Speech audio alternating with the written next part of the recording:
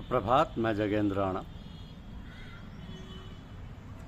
संयम, सेवा और साधना। संयम, सेवा और साधना, इस आध्यात्मिक विषय पर चर्चा कर रहे हैं आज हम।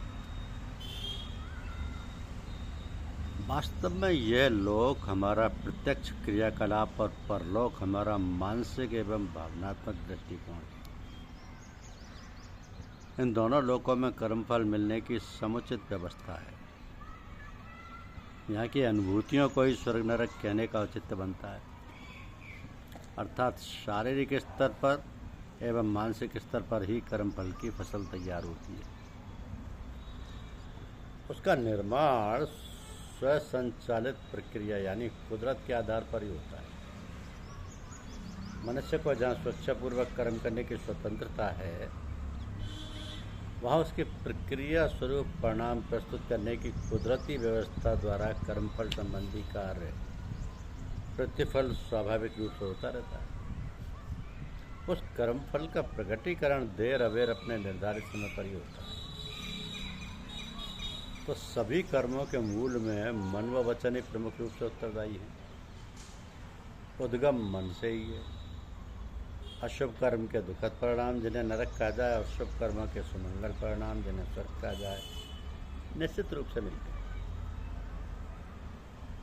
और श्रेष्ठ गुण कर्म स्वभाव वाला व्यक्ति समृद्ध, सफल, संतोषी, सम्मानित, यशस्वी, सहयोग संपन्न होता है। वह स्वयं सुखी रहता है और दूसरों को भी सुखी बनाता है। तो संयम, सेवा, साधना एवं सत्पुरुषों के संग से मनुष्य स्वर्ग ही नहीं परंतु सर्वोच्च स्तर आत्मलीनता तक पहुंचने में सफल हो जाता है और वह स्वयं ब्रह्मी हो जाता है। जबकि असंयम, संकीर्ण, स्वार्थ, छल प्रपंच, ईर्ष्या, द्वेष, वासना, तृष्णा, झूठ, अहंकार से भरे व्यक्ति को अनेक शारीरिक, मानसिक, दैविक यातनाएं समयानुसार झेलनी पड़ती हैं। तो कभी कभी चिकित्सा उपचार भी काम नहीं करते, इसको नरक कहते हैं। शारीरिक रुग्णता, मानसिक उद्विग्नता, आर्थिक अभावग्रस्तता, पारिवारिक विशृंखलता, दुर्व्यसन, सामाजिक अराजकता, आंतरिक असंतोष, आपसी विग्रह एवं असहयोग इत्यादि विकृतियां जब अधिक समय तक बनी रहती हैं, तब सर्वत्र घुटन का अनुभव क्रमशः बढ़ता जाता है। यही नरक है। तो नशा करने वालों की शारीरिक, मानसिक, सामाजिक, पारिवारिक, आर्थिक हर दृष्टि से कैसी दुर्दशा होती है तो समाज में कहीं भी देखा जा सकता है। नशेची स्वयं तो नरक में पड़े ही रहते हैं, साथ ही दोस्तों, मित्रों, परिवारीजनों को भी नरक में ढकेल देते हैं। तो ईश्वरीय स्वसंचालित विधान में समय लग सकता है, देर है पर अंधेर नहीं। आज का फल आज न मिलने से व्यक्ति भ्रम में पड़ सकता है। इसका रहस्य अज्ञात होने के कारण उतावले लोगों की आस्था डगमगाने लगती है। परंतु धैर्य धारण कर गंभीरता से विचार करें तो स्पष्ट समझ में आ जाता है कि अधिकांश तो इसी जन्म में तथा शेष अगले जन्म में प्रत्येक शुभ अशुभ कर्म का फल मिलना निश्चित है। न्यूटन की गति संबंधी तृतीय नियम भी यही व्याख्या देता है कि प्रत्येक क्रिया की समान एवं विपरीत प्रतिक्रिया होती है। कोई देखे या ना देखे, कोई जाने या ना जाने, लेकिन आत्मदेव तो सब जान रहा है, समझ रहा है। तदनुरूप देर अबेर फल तो मिलना ही है। मदहोशी में आदमी समझता नहीं है और जब होश आता है तब तक देर हो चुकी होती है। अब तो सत्पुरुषों की संगति से समय रहते सत्य पथ पा लेना ही श्रेष्ठ है। रामचरितमानस में गोस्वामी तुलसीदास जी लिखते हैं कि जहाँ सुमति तहाँ संपत्ति नाना, जहाँ कुमत तहाँ विपत्ति निदाना। जिस परिवार या समाज के व्यक्तियों में सुमति यानी दूरदर्शी और विवेकशीलता होती है, वहाँ लक्ष्मी नारायण सहित एवं सरस्वती भी दौड़ती चली आती है।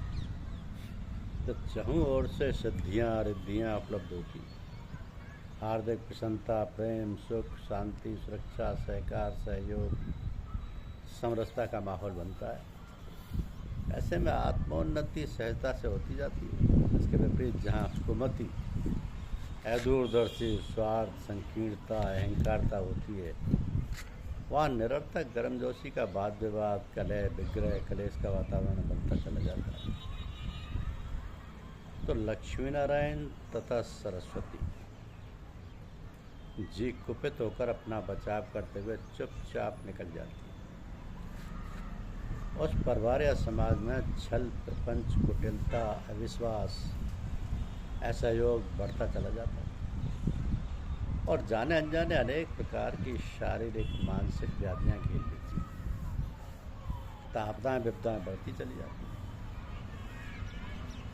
अब एक दूसरे को नीचा दिखाने में द्वितरफा ऊर्जा, धन, समय नष्ट होता है। तब तो पतन, पराभव, अशांति निश्चित ही है, नरक ही नरक। ऐसे में सत्संग, सत्पुरुषों की संगति ही एकमात्र सहारा है। किसी ने ठीक ही कहा है कि संयम, सेवा, साधना, सत्पुरुषों का संग। संयम, सेवा, साधना, सत्पुरुषों का संग, ये चारों चलते रहें तो मोह निशा हो बने। अब संयम का तात्पर्य सदुपयोग है। इंद्रिय संयम में दृष्टि संयम, यानी अशुभ दृष्टि से ना देखें। वाक संयम, सत्य बोलें, प्रिय बोलें, ऐसा सत्य ना बोलें जो अप्रिय हो, और ऐसा प्रिय भी ना बोलें जो असत्य हो। तो गाली गलौज अपशब्दों के प्रयोग से विग्रह विरोधी पनपता है, तनाव, उच्च रक्तचाप, हृदयाघात आदि की शिकार हो जाते हैं। आहार संयम, पौष्टिक एवं संतुलित आहार भूख लगने पर निश्चित समय में करें। तले भुने, चटपटे या आधुनिक फास्ट फूड से बचें, नहीं तो अपच, कब्ज, हाइपर, एसिडिटी, डायबिटीज़, हेपेटाइटिस व्याधियाँ तो घेर ही लेंगी। जननेंद्रिय संयम, कच्ची उम्र में अर्थात शादी के पूर्व वीरनाश करना अपराध ही है तथा शादी के बाद भी अति न की जाए। जीवन से खिलवाड़ सदैव घातक सिद्ध होता है। समय संयम, किसी न किसी रचनात्मक उत्पादक कार्य में व्यस्त रहें, नहीं तो कलह क्लेश ऋणग्रस्तता की स्थिति बन सकती है। अर्थ संयम, ईमानदारी और परिश्रम से पुरुषार्थ करके धनोपार्जन करके उसका सदुपयोग करें। ठगी, रिश्वतखोरी, मिलावट, छीना झपटी, तस्करी आदि से अर्जित धन का दुरुपयोग भी होता है। ऐसा धन तीसरी पीढ़ी में क्षरण होकर ही दम लेता है, जो अत्यंत घातक स्थिति पैदा करता है। विचार संयम, सदैव अपने मन पर निगरानी रखें, क्योंकि मन अत्यंत चंचल है, मन में अशुभ विचार ना आने पाए। शक्ति संयम, अपनी क्षमता अनुसार ही कार्य करें, ध्यान रहे कि उपलब्ध ऊर्जा का दुरुपयोग भी ना होने पाए। कार्य संयम, सभी कर्तव्य कर्मों की जिम्मेदारी ईमानदारी और समझदारी दूरदर्शिता से ही संपादित करें। फिर आता है सेवा। अब सेवा से तात्पर्य दीन दुखियों, अपाहिज एवं अभावग्रस्त व्यक्तियों के अपनी सामर्थ्य अनुसार मदद करते रहें। घर परिवार में बुजुर्गों की अनिवार्य आवश्यकताओं को अवश्य पूरा करें। उनके साथ सदैव सद्भावनापूर्ण बातचीत एवं व्यवहार करते रहें। साधना, प्रातः 1 घंटा निर्दिष्ट विधि से प्राणायाम एवं ध्यान करने से शारीरिक मानसिक निरोधता रहती है। मन में विचारों की भीड़ भी कम होने लगती है। दिन भर स्फूर्ति प्रसन्नता बनी रहती है। प्रातःकाल खुली शुद्ध हवा में 3-4 किलोमीटर टहलने अवश्य जाएं। सुबह की हवा 100 रोगों की दवा। क्रोध तथा काम के क्षणिक आवेश पर निगरानी रखना परमित कार्य है। समय हो तो शाम को भी पूजा स्थल पर जाए। पर आता सत्पुरुषों का संग, यानी महीने में कम से कम 2-3 बार यदि संभव हो तो सप्ताह में 1 बार सत्पुरुषों के समीप रहें, बैठें, उनकी वाणी को सुने। उनके सानिध्य से आध्यात्मिक ऊर्जा मिलती है, जो हम सभी को उनके अलाय वलाय से बचाए रखती है एवं आत्मोन्नति में पूरी मदद मिलती है। गुरु कृपा एवं अभ्यास से शनै शनै मन शांत होता जाता है। फिर एक समय ऐसा आता है कि अचेतन मन में विचारों के प्रिंट बनना बंद होने लगते हैं, अर्थात अभ्यासी साम्य स्थिति में आ जाता है। फिर न स्वर्ग का सुख न नरक का दुख। तो तन धैर्य धारे का भोग है, जो भोगे सबको। ज्ञानी भागे ज्ञ भोगे ज्ञान से, मूर्ख भागे भोगे रोग। धन्यवाद।